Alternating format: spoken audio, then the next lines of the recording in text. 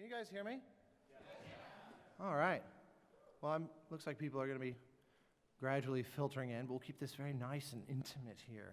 I have absolutely no pre-prepared comments because I know of myself that I can very easily spend like 6,000 hours talking about all kinds of crap.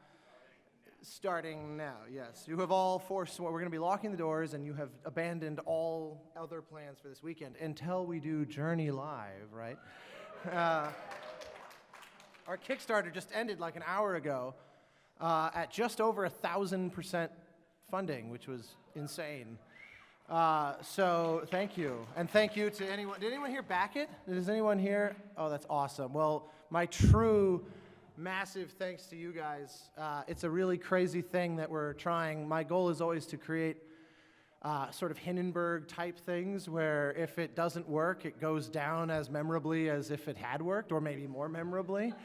And so we'll see what happens. But rehearsals certainly have been promising, and the concept I think is compelling. And I'm just really lucky that they made a game that like fits within a perfect concert duration and has no sort of dialogue or text or things that would make this kind of all the more challenging.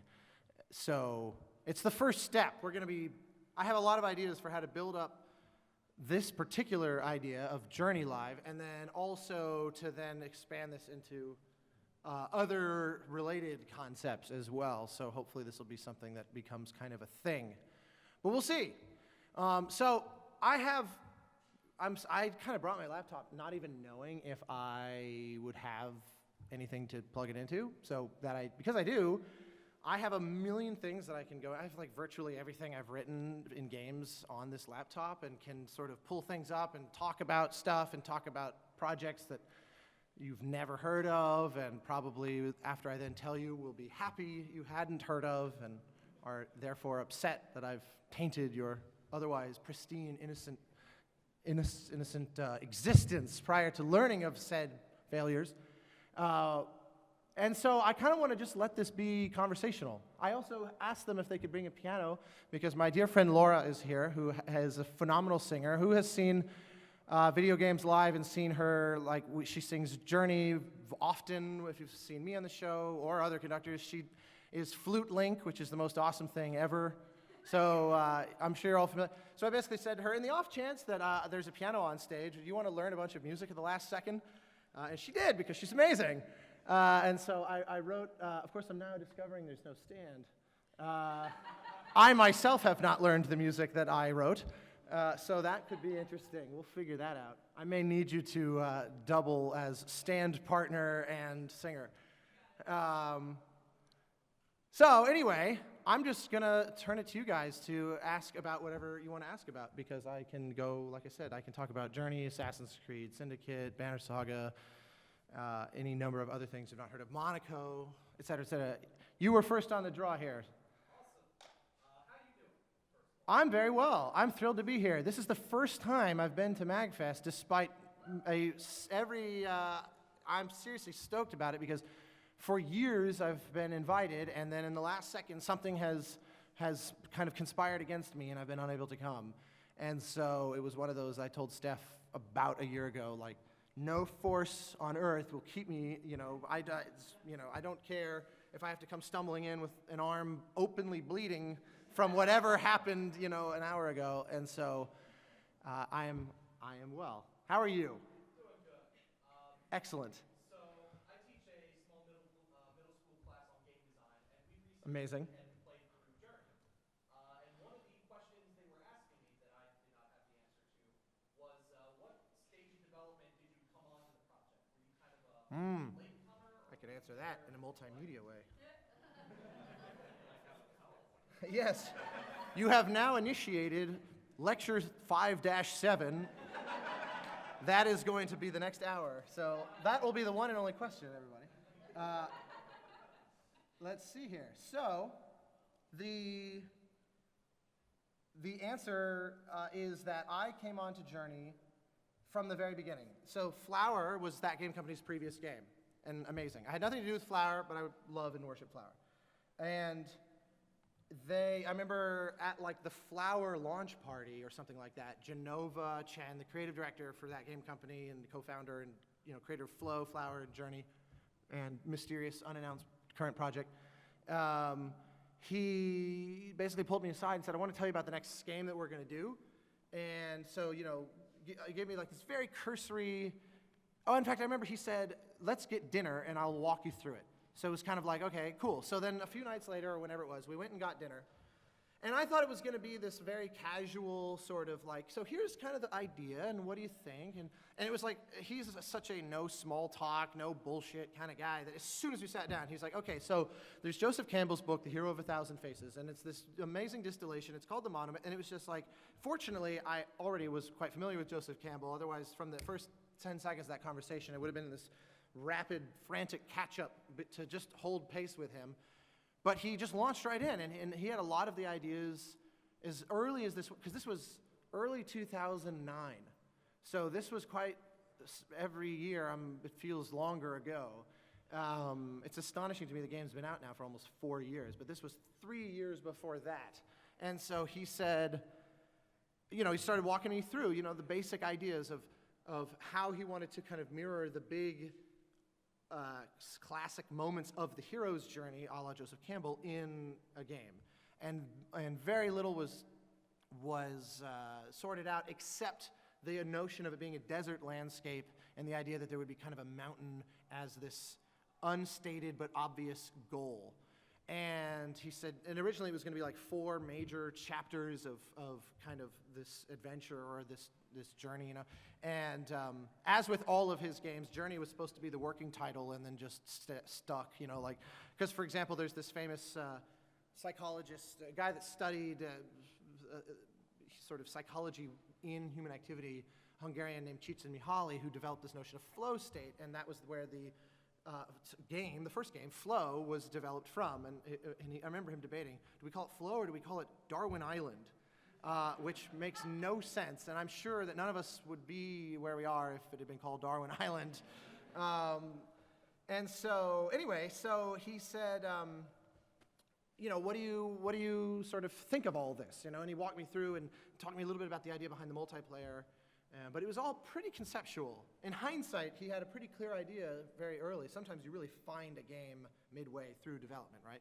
But in this case, he had a pretty clear notion. And so I remember saying to him, I feel like I've been waiting, as a gamer, I've been waiting my whole life for someone to make this game, without knowing that that's what I've been waiting for. And so he said, in fact, I remember the one funny part of the story was that, again, with the whole no small talk way that he is, I immediately realized, like, I am unprepared for this dinner, this casual sort, and I wanted to like take notes while he was talking, and I had nothing to take notes on. And so I remember I ran up to the hostess station at the front of the restaurant where they run the credit cards, and I said, can you just, like, there's an eject button on the credit card, the receipt printer, and I said, will you just print off, like, will you hold it for like 30 seconds and just give me as much blank paper as you can, have a pen? Because literally the only thing that was just sort of readily available. The ironic thing is that long strand of my notes kind of looks like the scarf now, and which was not yet something that had been thought of for the game. And so I actually, funny enough, I lost that notebook at some point, and then I found it again, and then it was in my bag, and my car got broken into, and it was stolen with my bag, so I then lost it again, and pretty sure I will never find it again now. But in any case, the first thing he said was, it would be awesome if you could write a piece of music to kind of help us sort of emotionally rally around a single idea of what we think this should be. So there was no concept art yet. There was no game. There wasn't even early prototype, like flash demos and things that game company was fond of making, just as proof of concept. There was basically nothing. He wanted the first piece of concept art to essentially be a piece of music, because he thought, if we can get the tone of that, then the concept art and the game design itself can actually fall out of the emotional reactions to the music. And this is one of the only times this ever happened to me that I remember after we'd had that initial dinner, I then went down the next day or the day after to that game company's office, and he walked me through in a little bit more detail what they were thinking, and that's when he said, would you write a piece of music? And I remember he said, maybe spend a week or two and and then come back with something, and we'll chat about it, and if we want to make changes or whatever. And then something happened that really never happens, is that I had like a, like maybe from the distance of here to the back of this room was about how far I had to go to get to my car to just start I live in LA, and so this was like to begin the 90-minute journey home. I started walking. By the time I got to my car, I had it. And I remember I left myself a voicemail that was like, okay, start solo cello, na-na-na-na-na-na, and then flute. And then I remember I called my cellist, Tina Guo, and my bass flute player, Amy Tatum. And I said, can you meet me in my studio in like 2 hours? Just enough time for me to get there, write it out, put a microphone in front of them. And so they did. And so I sent it back to them that day. And then they then made an initial round of concept art and took the recording that I gave them and used this as their official pitch for Sony. Because even though Sony had to deal with them, they still had to actually get the game greenlit. And so this was, and I don't know that this is publicly available anywhere. So this is fun. What happened to my thing? I think I'm de-audioed. So this was the little internal. Yep. Wait for it. Just wait for it. That's weird that it freaked out when I plugged in the audio.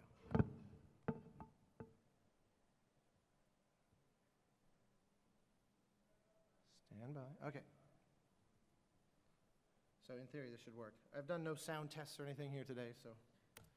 But so you'll notice, though, if you've heard the soundtrack, the first track on the album, which is also the piece that plays over the cross-media bar, we call Nascence.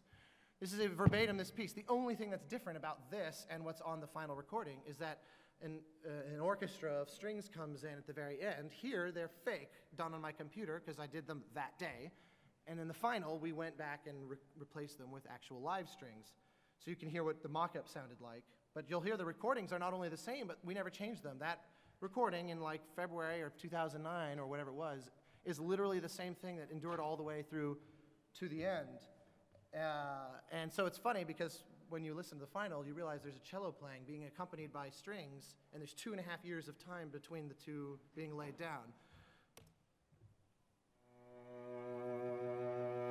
So this was the internal pitch trailer they showed Sony. I think.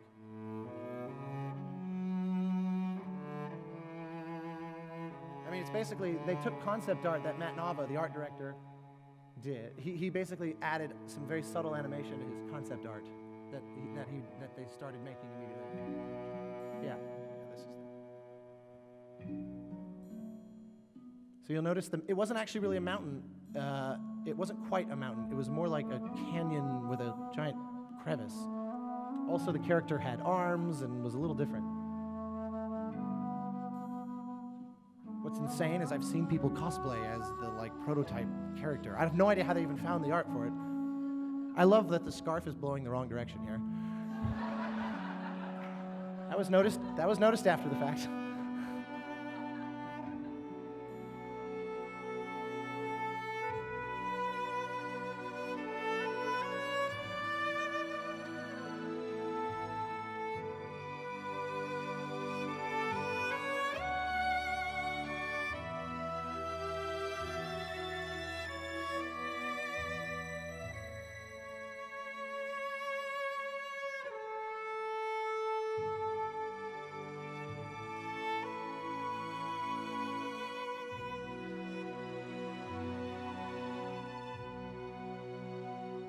So you can see it is clearly a journey, even though a lot of details evolved.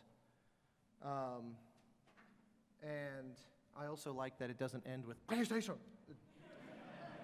So loud and just annoying, as much as we value our beloved partnership with Sony. Just because I'm a nerd and I like to point these things out, you listen to that and you think, oh, those fake strings weren't half bad. You wouldn't really notice it because the mix pushes the live cello so far forward. But just because I'm a nerd, I'm going to A-B so you can really hear the difference that it made. So here's once more fake strings. Obviously, again, the cello is real, so that's where your ear goes to.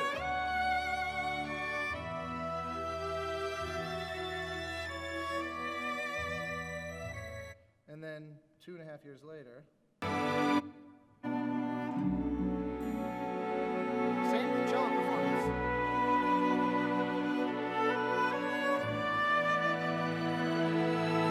Isn't it just instantly noticeable? Even if it wasn't in a vacuum, heard on its own.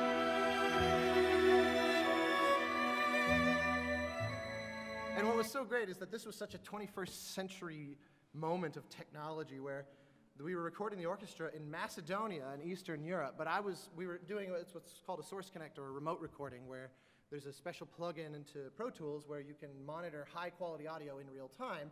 And because we had an okay budget, but not an amazing budget, so that this was, and they were great. I knew, 8 months in advance, I was able to really like listen to every recording this orchestra was doing and cater the writing to their strengths. And because I really wanted them to sound their best, and I think they did a phenomenal job. But it was amazing because I was in San Diego where Sony's audio team was based for Journey. And that game company was up in Los Angeles, but Genova was in China speaking at like GDC China or something like that. And our other producer, Kelly Santiago, was here on the East Coast, I think in Virginia actually, speaking somewhere. And so I said, let's all just like tune into the feed. And so we're listening to a cello solo from 2.5 years earlier being recorded by an orchestra across the world in Macedonia, but meanwhile, everyone is listening in LA, San Diego, Virginia, and China, all simultaneously, and it was like, and it never even crashed, I mean, it was amazing. I thought, this is such, and it was great, because they were like crunching very hard on the game, and so I'd be like, guys, what do you think? And it's kind of like, that's pretty great, well, like half listening, but, yeah, anyway. So, that is the answer to how early did you get involved in the process? The answer is very early. Literally the first person to like make something basically for the game. And it was amazing because then I worked on it every second until Sony sort of took it away. The joke is that I've told many times that is quite accurate, is that they would ask me for music to a given area first. So I would make what I called an overture, which is basically just kind of like a free-formed series of musical ideas inspired by what I knew they were planning for a given area. So like, the fast stuff with all the like, all the surfing in the sand. So I would send them some like bullshit that was kind of like that. And they would just put it on loop in their earphones and stuff while they were working, and then they would make something that was kind of this combination of inspired by their own idea that they had told me, and by what the music was kind of suggesting to them, in terms of like especially energy level and the kind of rhythm of gameplay. But then what would happen is they'd have their first initial prototype, and I'd then play that, and I'd think, oh my God, this is so much more interesting and inspired than what I had in my head when I wrote the music. So bear with me, I'm gonna come back in a week. I'm gonna give you a new piece of music to serve as kind of like your background idea. And so then I would do that, and they would listen to that and say, oh, this gives us an interesting idea for a way to change the prototype. So then they'd go and make changes to the prototype. I'd then play that and say, oh, this is way more interesting than the music that I just rewrote. I'm gonna go ahead and rewrite that again. And then they'd hear that and be like, oh, this really gives us an idea. And it was just like this kind of leapfrog over and over until Sony, after 3 years, just sort of intervenes and said, the game has to come out at some point. And so you're done. But it was an amazing way to work because, very often composers, this is all very abnormal as a story because usually we're brought in pretty late. Usually we come in where a lot of core decisions have already been made. And so you have to figure out how to kind of navigate within that and try to do a score that brings out the best potential to the ideas that they have, but knowing that there are pretty real parameters as to what is good and bad or right and wrong feeling because they've fenced off certain things.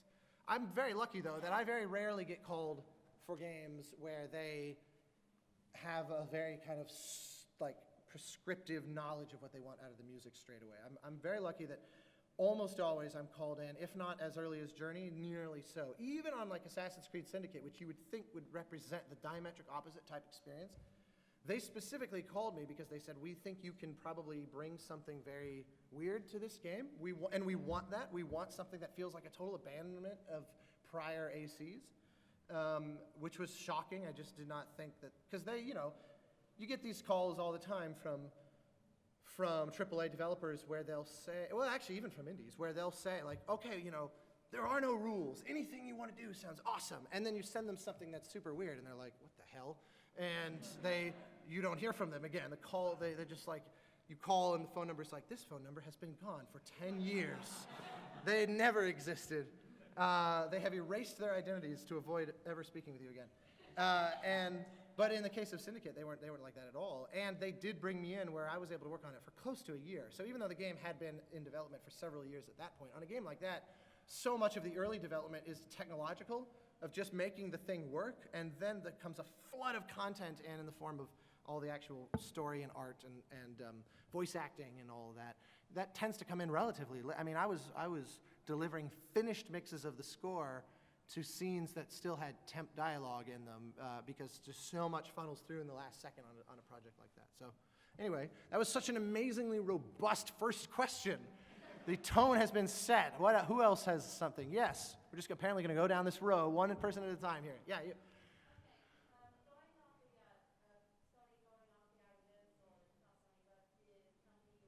That game company? That is their actual name. That's not me just being weird. It's all lowercase, all one letter, all one word.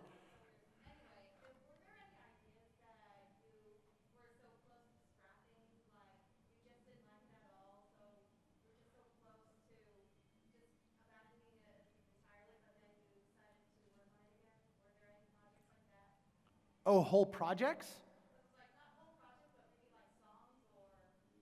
Well, I mean, I've certainly had things that I was a part of and then decided not to be and things like that. But since we're talking about Journey, I will say that the whole ending of the game, even though I mean, how many of you played Journey? Probably near everyone in here.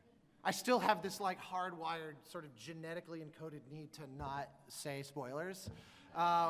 So I try to be very vague, even though that applies to 3 of you in here. But the whole ending of Journey, the whole finale of the game, damn near didn't make the cut because it was terrible until the last second. And in fact, my old college roommate, they were playtesting the game constantly throughout the process. That's one thing that TGC is really big into, is get the game in front of people at every stage of development and just see what's working. And so we had reached a point where the game was really working well up until the apex of the mountain, in the snow and in the sort of intensity. And then it just got terrible immediately after that. And it was like, well, that sort of sucks because it's the end, and it's supposed to be the big payoff, at least conceptually. But the funny thing was, my old college roommate was visiting LA, and I said, hey, I got a kind of cool thing. If you want to come down and play test this game I'm working on. So he came down, didn't know anything about it. He knew about Flow and Flower, but this game, I think it was announced. It had been announced at E3, but no one knew anything about it. And so he came down, and I remember one of our amazing producers, Robin Hunnicky, just gave him her office and said, here's a game. We'll just leave you alone. And I remember actually we were able to set up a local multiplayer network, so I was able to play with him. But I mainly was just watching him to see what he would do. So it wasn't kind of a proper test. We just want to get a sense of how long it would take. It's hard to know how long the game even is, And so he made his way all the way to like that crucial end of the mountain, and when the thing like fades to white, and then it's supposed to fade back in, it crashed, and it just hung on a white screen. And what was amazing, remember we play tested like hundreds and hundreds of people trying to zero in very gradually on like, what's this, what's that, is this working, is that? And then just this one guy stumbles in for fun, and the thing crashed right at this critical moment. And what was so incredible, this one playtest completely changed Journey, because he sat there for like 10 minutes in awe. And he finally emerges out of Robin's office and was like, dude, that was amazing. That was like one of the most profound gaming experiences I've ever had. He had all these questions, and we were all like, ah. So he said, if you would indulge us, we're gonna like fire the build up again and just start you at the end, and then you can actually finish it. And he played it and was like, this is dumb. Like, the game should clearly end here. Like, he was fired up. He said, you would be fools to include all this stupid shit in the clouds. Like, it is amazing the way he was like a changed man. But it made us, we did not realize how weak the ending was. And I, from my side, I knew that I hadn't found it musically because I was going back and forth like this pendulum where I first thought, okay, what if it's really sort of surreal? You have this intense chaos on the slopes of the mountain that then gives way to silence, goes to white, and then what if it comes back and there's choir, and it's like slow moving and surreal and nothing, and I said, what if we even put visual filters, and so the game just almost feels like you're in a weird dream state at the end. And it was like, no, that just was it was terrible. It felt like such a letdown after because we had spent so long, even just timing how long you walk before the final moment, right, in the snow, like just going back and forth. Oh, what if it's 4 minutes? What if it's 2 minutes? What if just so then I tried. Okay, what if it's just like this burst of energy? What if it's like rebirth?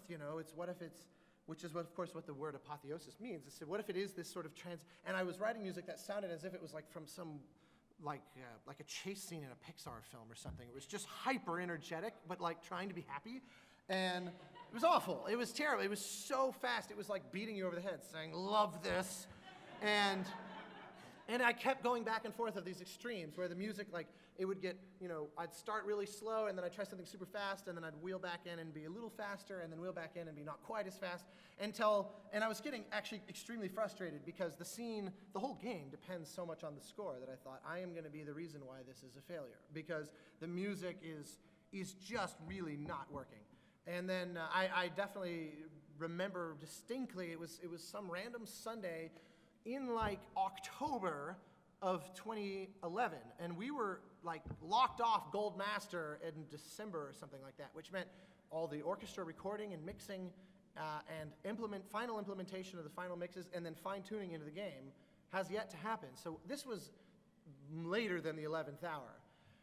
I just started playing around one day. I did something I rarely do, which is I just sat down and said, I'm just going to write music. I'm just going to not think about the game. I'm not, and that's when I started playing with this whole thing of and just a really, really slow, which is just journey theme, but just like really slowed down. And I remember I sent it into TGC. I remember thinking, this actually kind of feels right. Now, what I did that day is not exactly what's in the game. I did end up revising it and I think improving it, but it was the bones of it suddenly were there, and I sent it to TGC, and they all wrote back immediately and were like, oh my God, we think this helps us think about how to sit. But if we hadn't figured that out, we would have cut the whole ending, I think, and probably the game would have ended on the mountain, which would have been like the more kind of boldly artsy choice, and it would have had, I think, its fought like, adherence. There would have been people that really liked that. But I think the emotional payoff that we got by figuring out, at least more or less, how to make the ending work, kind of may have saved the game. I don't know. It's all surreal to.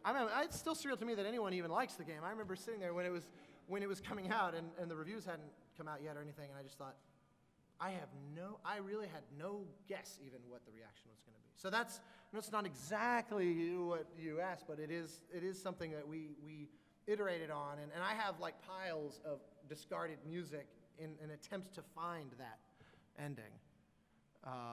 Yeah. We are literally just going one by one down this. We're just going to snake through all of you back and forth like this.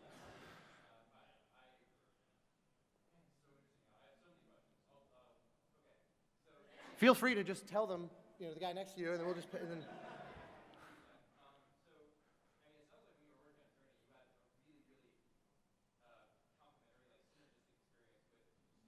Oh yeah, the best. They were amazing.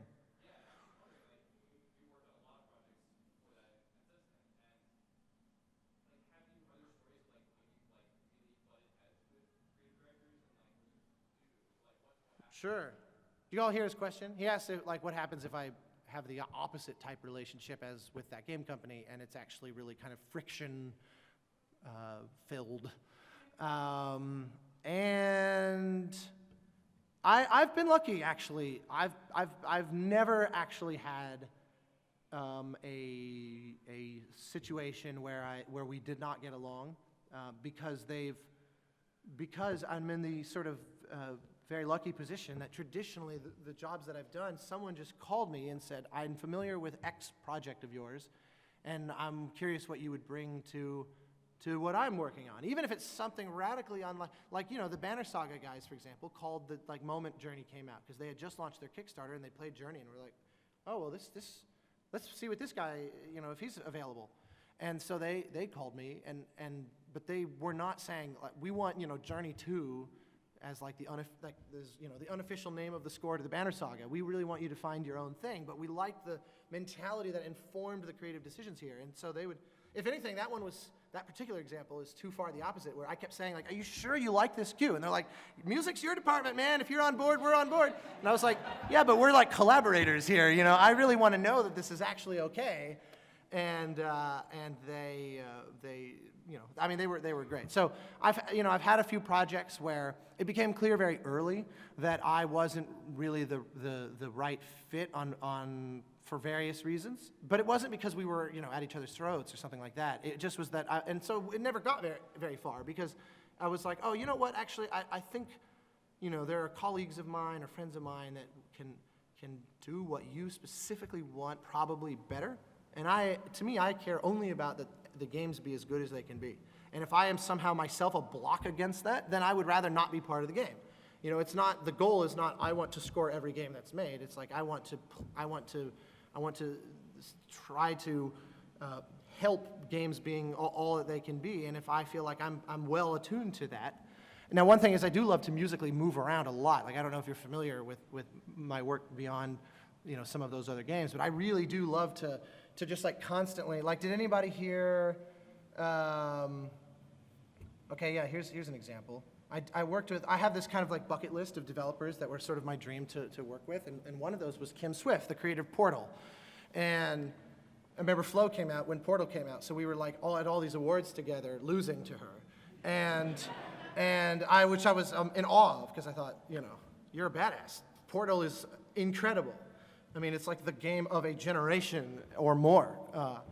And so she was one of those people that I thought, I'd love to work with her someday. And then one day she randomly calls me out of the blue and says, I know that you love to like mash things together. And she was actually making a game for Ouya, of all things. So none of you have played it. I know that for a fact.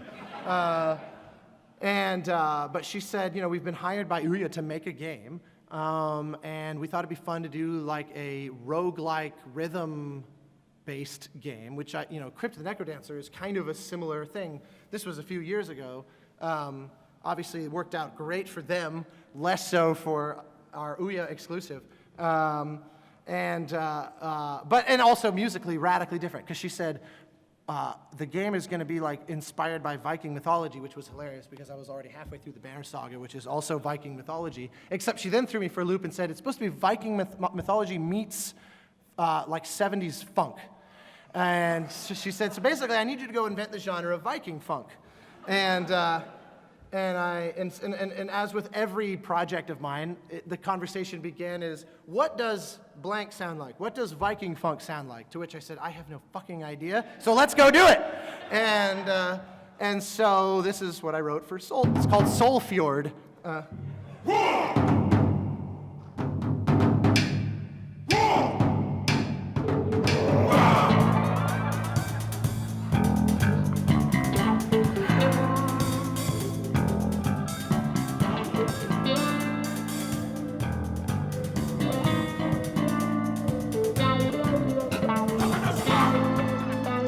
The funny thing is, there is no actual like archaeological or musicological knowledge of what Viking music actually sounded like.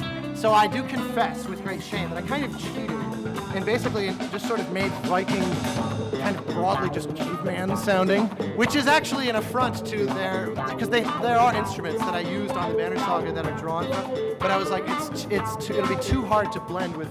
And this particular track is actually not necessarily a great example because it's like 90% funk. But like you hear the guy chanting. So I'm always, you know. The goal is always this. So here's the thing: I always start and I'll write like a single initial theme, and then the horrible realization sets in that I now have to figure out how to do this like for another hour's worth of music. And that's always where I realize I've boxed myself into a corner. Like the ultimate example of that, I think, was this. Who knows what this is? It's like, all right, let's do a game that's all silent movie theater style solo piano. This is Monaco, if it was not familiar. So Andy Schatz, the developer, was like, oh my God, I love this. In fact, this was one of these funny situations where he called me. Journey hadn't come out yet, but he was friends with our producer, Kelly. And he called me and said, I didn't check that this panel works. So he calls me and says, I'm looking for kind of this like quasi-ragtime sort of, and we're literally on the phone, and I'm like, you know, I used to do this in hotel lobbies in high school, this kind of like, and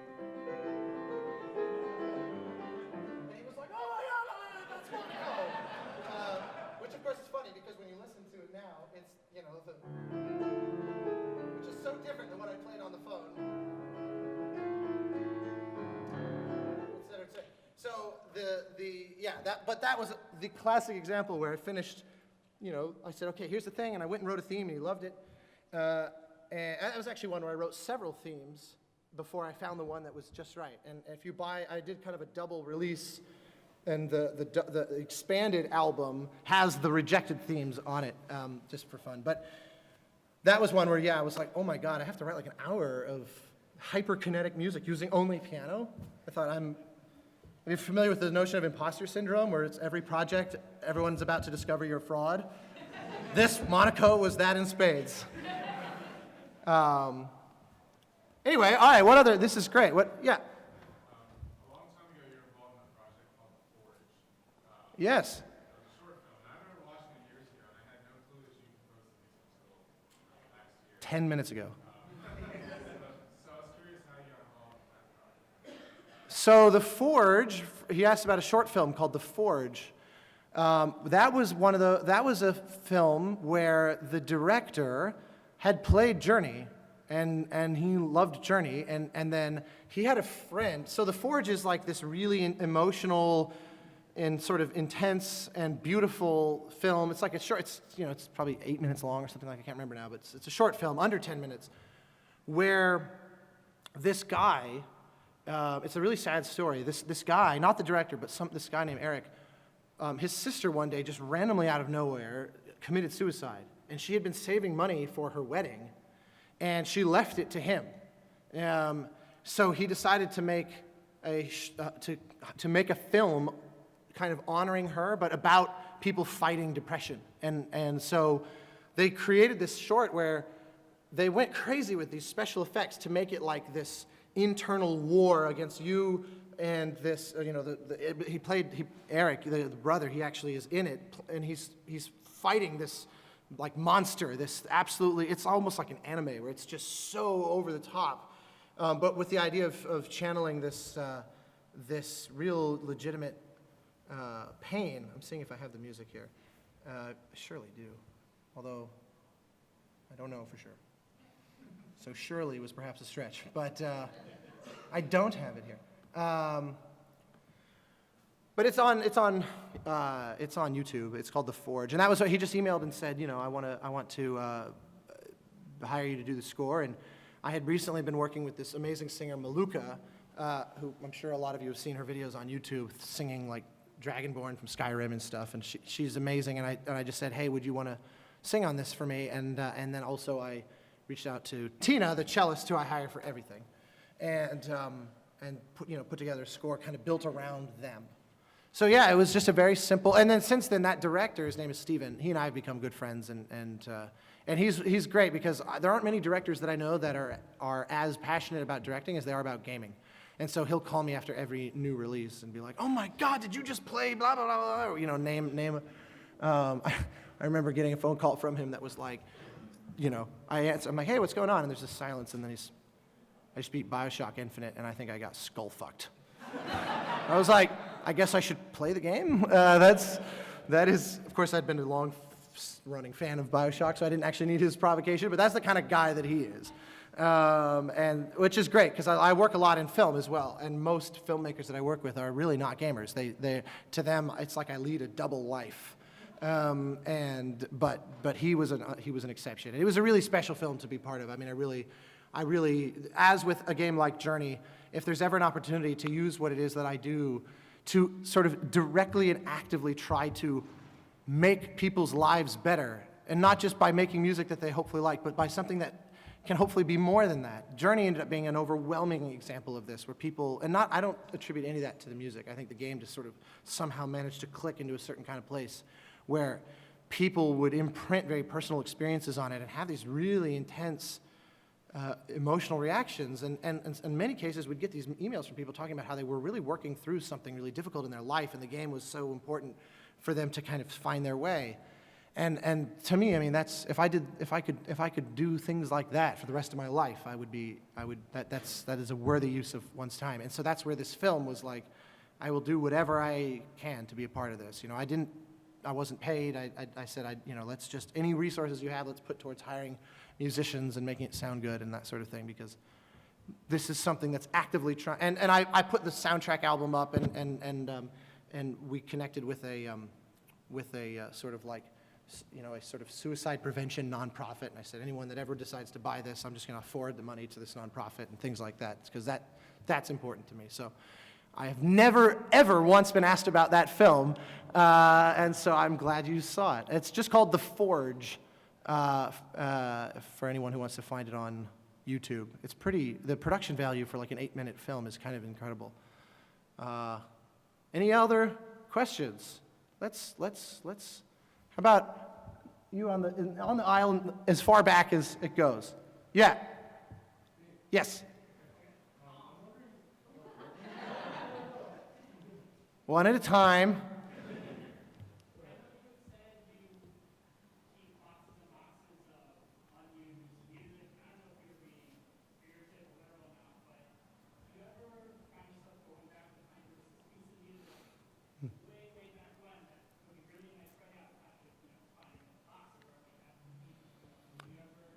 Yeah, surprisingly not, actually. Because usually, I mean, here's the thing. While it is flattering that occasionally people call me a decent composer, they're actually wrong.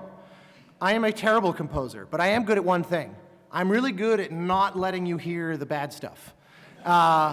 So I curate more than I compose. And so if every 10 measures of music are bad to every one, my thing is trying to figure out which one is the one that's not terrible, which is a remarkably not objective thing to figure out, because and the worst is when I write something and I think, oh, I hate that, and then someone listens to it and they go, I love this. And I think, oh, well, now I really don't know anything. I have no metric for what's working. But I say that because so often when I go back to those rejected piles or those things that never quite worked for that scenario, it's always very clear why I rejected it. And I think, oh, this just is bad. Like this should stay in the garbage heap. On top of that, I try to go out of my way, I shouldn't say I do go out of my way, whether I'm successful or not, at making every project sound like itself and only itself.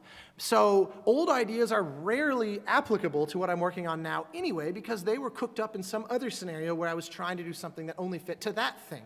So, if I'm working on a game like Assassin's Creed Syndicate, nothing I had previously written would have fit in that game because of the specific kind of fences I drew around what I was trying to do.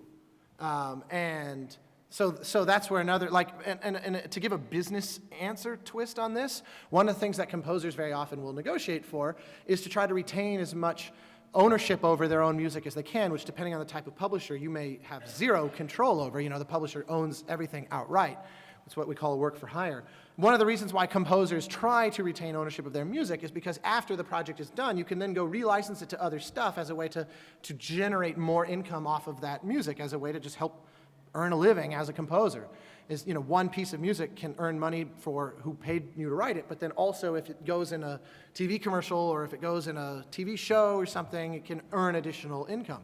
So the funny thing is that I've been able to successfully negotiate for those rights on the overwhelming majority of my games, but I have never once licensed it because it's so weird. I'm always trying. I consider the weird pride thing a badge of honor, that it's so difficult to license what I do because it's so specific to the thing that I wrote it for, that anything else it just seems very odd with, and so no one would choose it. The one very bizarre exception to this was that there was some coffee company in Germany that licensed Journey's music for like 2 years. And I saw the commercial and was like, this is dumb. Journey sounds terrible here. Like, this doesn't match at all. It doesn't make any sense to me. But yeah, so that was the only, and of course the ironic thing is that Sony, I'm gonna keep hitting this stupid thing. Sony owns that music, so it was like a deal amongst them, and I kind of heard about it after the fact. But anyway, any other questions? Otherwise, I'm going to pull Laura up here and we'll play a little music for fun. How about you? Right here. I was going to ask originally what your principal instrument is, but it seems like piano. But could you give us a little bit of origin story? What's your background? My origin story.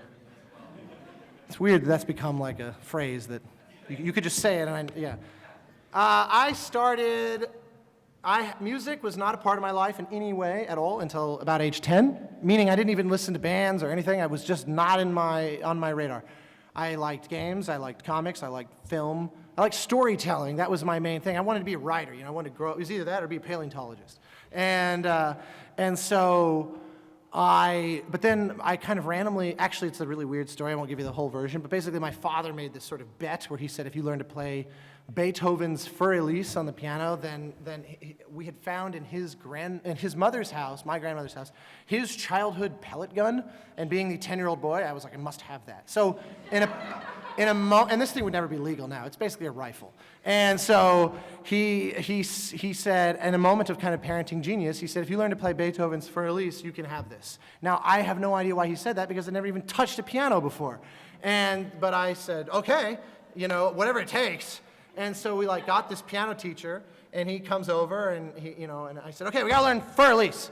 And he's like, most people start with scales and stuff. I was like, no, there's no time. And so he said, well, so he gets out the sheet music, and I was like, I have no idea what that is. And so I said, tell you what, do you know how to play it? And he says, yeah. I said, will you just play it, and I'll just watch you, and then I'll just figure out what you're doing from watching you. So after 2 or 3 weeks, I was able to play it just purely off of physical mimicry. I had no idea what I was doing. So I got the pellet gun, and he was like, this is the weirdest piano lesson student situation I've ever had.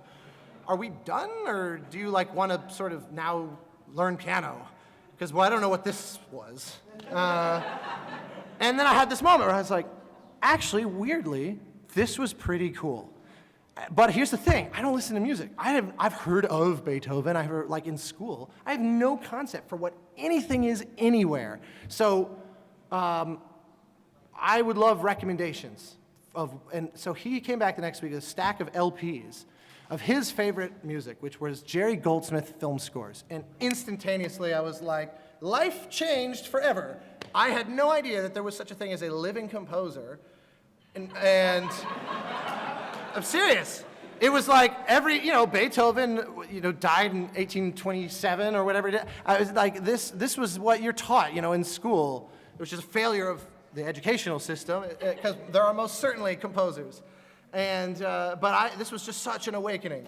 And so I said, be a composer. Bear in mind, I still couldn't read music or any of those things. But that instantly set me on the path, and my whole life became obsessed with how do I make this all that I do? It's crazy to me that that's still something that I managed to actually make that happen, because it was effectively a childhood dream. But I was so obsessed that every decision in life was positioned around how do I kind of get closer to achieving that.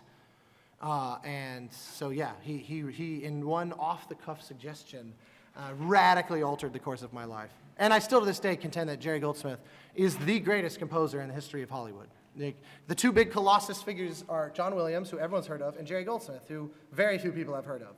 But I think Jerry, first off, he was twice as prolific. He died 11 years ago at age 75. He was a little older than John Williams.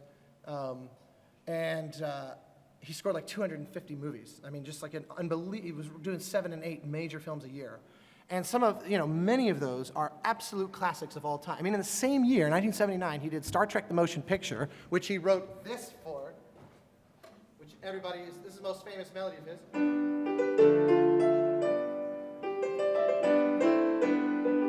So he wrote that. In the same year, he also did Ridley Scott's Alien. Like the two big sci-fi releases that are as diametrically opposite, and this was just a normal year for him. So the guy is, I think, he's one of the greatest composers, I think, of all of history, but certainly in the history of Hollywood. All right, any other like lightning round kind of questions? Yes?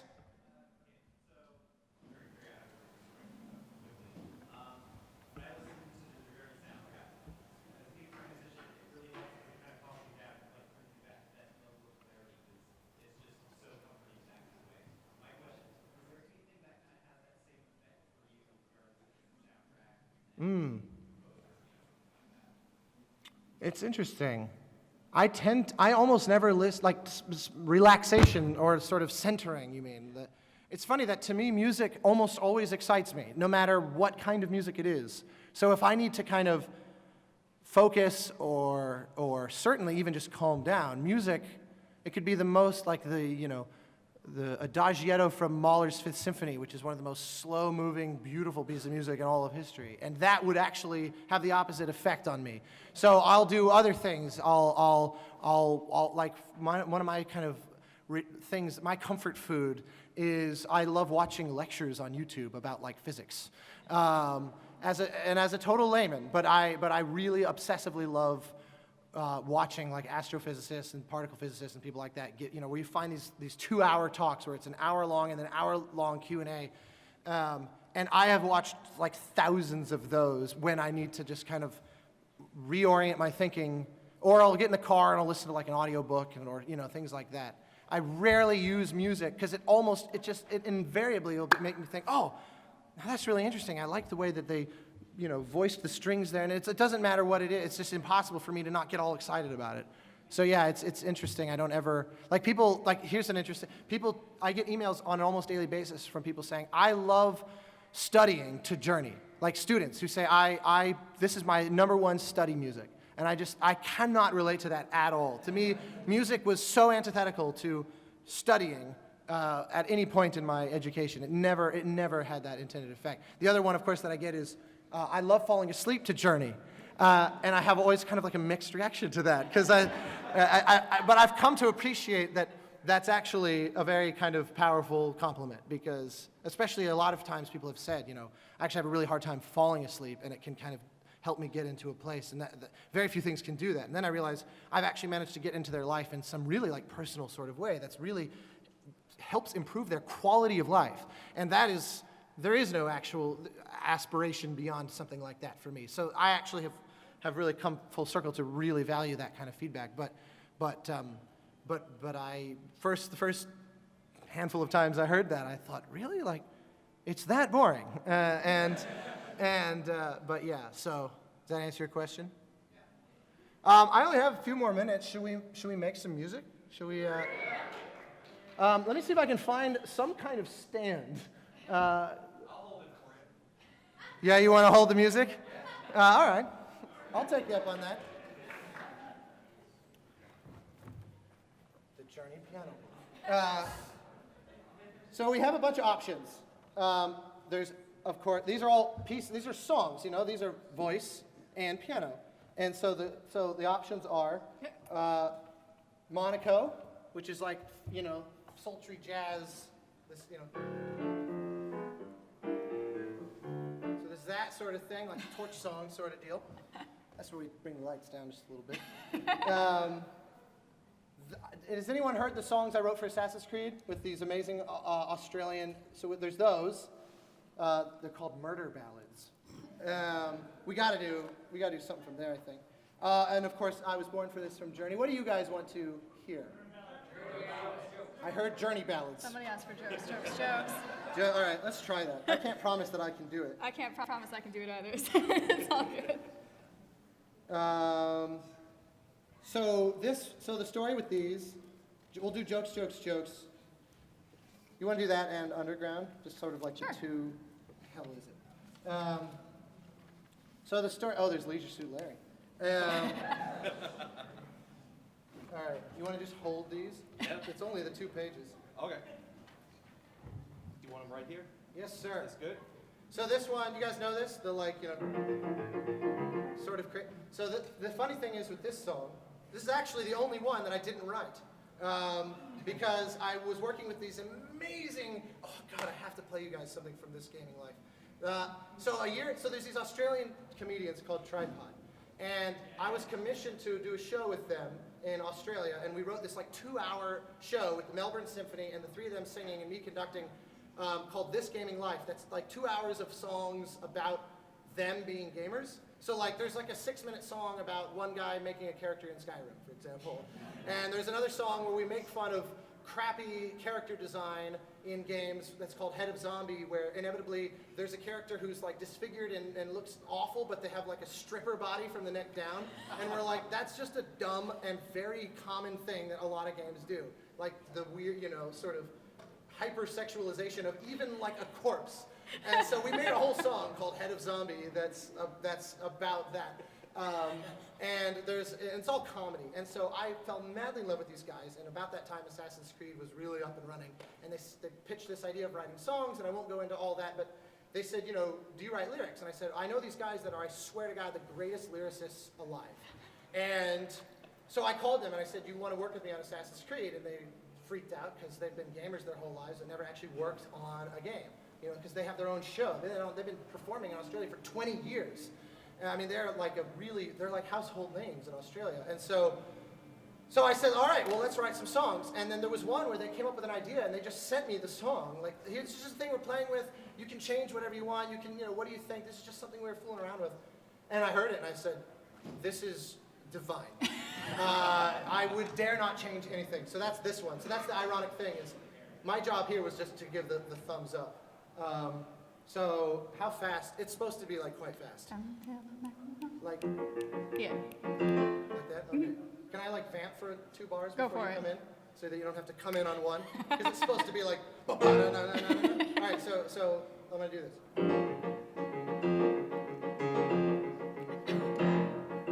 I can't find your downbeat. I'm sorry. It's because I'm starting on it up. Alright, ready? 2, 3, 1, and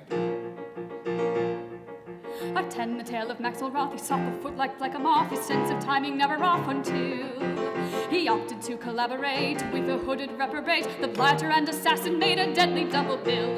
Jokes, jokes, jokes, make him laugh until they choke. Fairly slay him in the aisles, maidens fair and princes charming. Thrills, thrills, thrills, dashing feats and bloody spills, and I guarantee you'll never see the ending coming. The curtain rose, the scene was set, they danced a murderous duet, and much deserving blood was let up too. The scene wherein they disagreed on who should live and who should plead, and Maxwell Roth he then received a very bad review. Jokes, jokes, jokes, then there's daggers and there's cloaks, but behind the scenes the leading players differ on the plot. Laugh, laugh, laugh at the dandy's new red scarf, now 8 shows a week to Beelzebub is his eternal lot. Jokes, jokes, jokes, make them laugh until they choke, fairly slay them in the aisles, maidens fair and princes charming. Thrills, thrills, thrills, dashing feats and bloody spills, and I guarantee you'll never see the ending coming. oh my God. I totally fucked that up. It's supposed to, it's weird because I'm hearing an echo of her from the speech. It's supposed to be, like. Anyway, all right, but hats off for Laura for.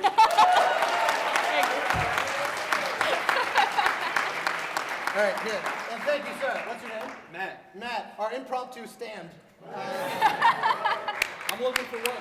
Yeah. You're the best I ever worked with, kid. All right, Underground. Should we do? Underground is the last one. This one from Assassin's Creed. This one is much more kind of. It began actually as a joke. I'm gonna totally kill the vibe in here right now. This song started sort of as a joke, as the end of the game, where we said.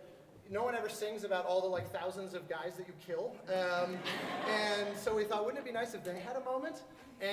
But then the funny thing was, well, funny is actually the exact opposite word for it. The ironic thing was that in the middle of working on Assassin's Creed, I lost 2 really important people in my life And so then this thing started to very quickly move in a direction of something very personal and very somber, and the lyrics very quickly became very about honoring those that we love. And what was amazing was that it could still fit within the game. That we could have this personal outlet for legitimate grieving that still somehow satisfies the creative requirements of the project, which is, when that happens, is not just helpful, but it's really important because it makes that project really unique, hopefully, because it lives in that moment of your life. So that's Underground. I'm going to do 2 bars of, yeah. Take a look round lively old London, buzzing crowds, we sweat and we revel, red-cheeked shouts and songs in the flicker of the gaslight. Eager blighty bursts from the cobblestones, racing, climbing, blooming fertility, born from secret seeds that were scattered in the night time. London is fed upon the meat of the dead, their one shallow inch below the town. Underground, underground, leave them underground. Them that whispered dreams that only poisoned us, them that told us lies of their bravery, them that preached of progress and put us in the poorhouse, them done horrid murder on bloody stages, them that loudly corrode their humility, lords and dames that sung in the chapels on a Sunday. All quiet now, their mouths are stopped up with mud. They lie flung in rags and make no sound.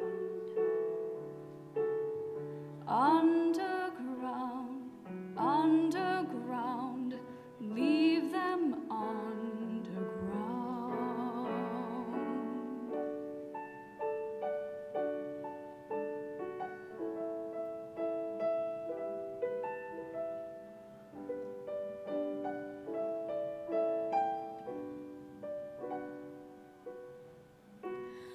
Those who fought for something better, those who taught by how they lived, loved ones taken long before their work was done.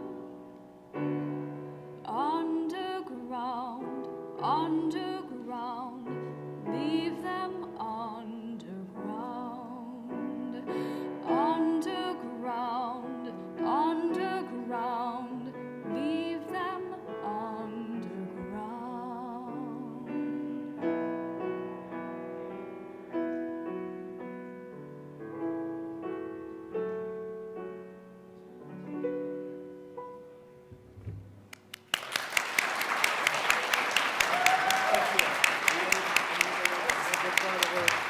We are out of time and impinging on the next group. Thank you, Laura. You're welcome. I mean, you've seen, yeah, come on. And now, Fleetly. I suspect someone else. Are you guys waiting to come up here and kick me off? I mean, I could just go indefinitely. So here's the thing. I'm getting a blank stare. All right. Well, other questions, I guess. Yeah. I'm a classically trained cellist myself, so I love Journey. I've played it. I'm getting this ordered lessons, and you kind of Oh, thank you. earlier you thought of the cello right away. You called Tina. I was wondering if there anything that led you to pick the cello as your inspiration for like the main instrument. honestly, it was one of those things that it just hit me and it seemed right. So part of it is that I've been working with her, Tina, for like 10 years. And so I just always, I'm like, oh, you know what would be great here? Cello. It's just because I absolutely love what she does. Cello is an extension of her body like it is with virtually no musician I've ever worked with. I mean, she's just an absolute freak. And it's very inspiring. So I just look, like if you look at all of the parts that she records, it never says cello, it always just says Tina, because they're written for her. And if she's not available, then I'm like, well, I'm obviously boycotting the cello. Because as a solo instrument in that way. Because yeah, it's to me, she is it, for sure. Other than that, I mean, there are occasional, the Banner Saga was an example where there are no strings anywhere in that score, other than Taylor Davis playing some select violin solos. And if you guys aren't familiar with Taylor Davis, look her up on YouTube. She's amazing. She's like the other violinist, right? There's Lindsay, and then there's Taylor. And Taylor's brilliant. But Banner Saga is all like brass, winds, and strings. It's literally a wind ensemble. And I hired an actual group that's an orchestra that has no strings, the Dallas Winds. And that was an instance where I thought, okay, here's the emotional quality that a large wind ensemble has. That is what I want for this, which sadly precludes cello solos. But that, on Assassin's Creed, I managed to reel her back in for some mind-blowingly difficult stuff that she just sailed through as always. So, I'm going to just keep looking at you guys to kick me off of here, by the way. Okay, you say that, but you'll regret it. All right. Well, just come on up and steamroll me off here whenever you're ready, because I am nimble. Yes. Yeah.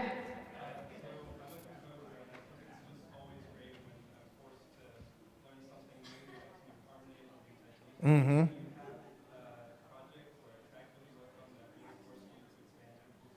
Oh yeah. In fact, I actively look for things to do that. I always want to. My goal, my little catchphrase for myself, feel free to steal this, is when I'm talking to a creative director for a game or a filmmaker or whoever, I always say to them, my goal when we're done is to look back at the music that was written and say, I did not know that I knew how to do that. Because if I can just autopilot through it, then it's probably the lesser version of something else I've already done. If they were to specifically say, we want this to be exactly like the Banner Saga, I would basically say, well, maybe just use that music, because I don't know that I can do it. Whether or not it's objectively any good, I don't know that I can do that, but better. And I always want to feel like this is, I hope, the best thing I've ever done. I never want to feel like, it's okay. Of course, I do all the time feel that way, but the goal is to not feel that way. And, I start with the kind of idealism of it's going to be better. And so, like a good example, I'll play for you. The thing. This is another thing that's not sort of publicly. If I can find it, where the hell would this be? Oh, here we go. When Ubisoft first hired me for Assassin's Creed Syndicate, they said, "What is your idea for the game? How would you score this?" And I'd played all the prior ACs, other than Unity, which, as it turned out, was a good blind spot to have. And so they said, we want to depart from that dramatically, from all the prior aesthetics. We really want to feel like this is a brand new thing. And so, help us do that. What is your thinking? And because I was so familiar with the games, I had an immediate kind of reaction. And I said, what if it's chamber music? What if, instead of like the Hollywood orchestral thing, what if it's this intimate, almost like hyper intimate, but very aggressive and visceral kind of chamber music sound, a small, tiny orchestra of all soloists, so that, instead of the way you would record an orchestra with mics overhead that are capturing 60 people playing together, which creates a very large sound. What if we get a large sound by having like maybe 15 people and the mics are right there on top of them, because every single person is playing their own part. Like it's, as opposed to the 20 violins all playing together in the first violin section and that sort of thing. And so then I thought, if it's this very like quasi-Baroque, sort of the, very figurated, sort of aggressive, neoclassical sort of thing, I thought that could be really interesting. And so they said, well, what does that sound like in, those are words. What is the music? What is the music of that? And I said, as I always do, I have no fucking idea. So I did a test recording in Los Angeles, and I sent this to them. I made like a cheesy trailer. But this is a test to show them. And this was something where I literally, like one bar to the next, said, I've never done anything like this, because it's very dense and very active. All right, whenever you're ready, Mike. From the top, here it comes. And you'll see interstitially footage from the game. This was from, like October 2014, so they had sent me like a bunch of top secret, test gameplay to look at.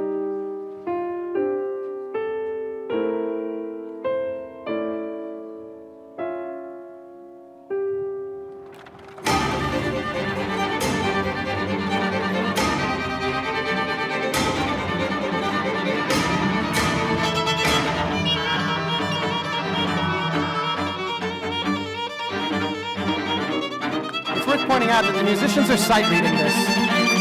This is mind-bogglingly high-level performance.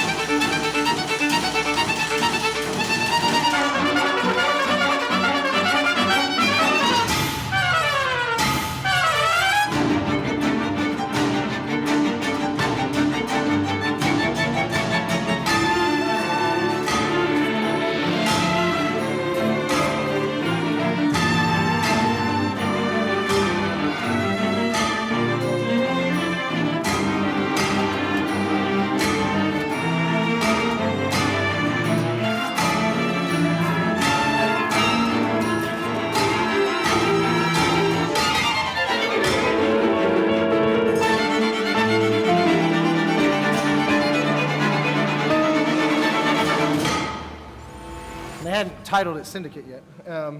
It was still just operating under this code name internally. So that, and then the funny thing is, the music changed quite a lot. I don't know if you've heard the finished score. It's actually not quite like that, because at some point I realized, like, God, this is just so overwhelming. This is so intense. What if it dances? And then I moved in the direction of these waltzes that, like this is from the finished release.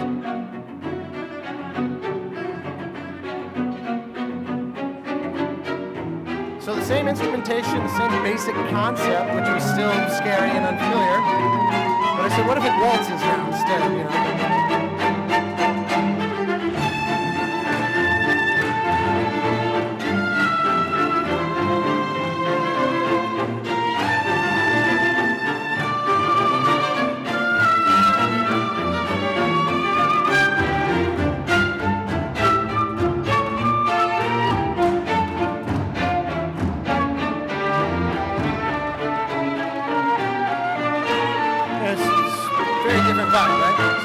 Find that on YouTube. All right, any other, that answer your question?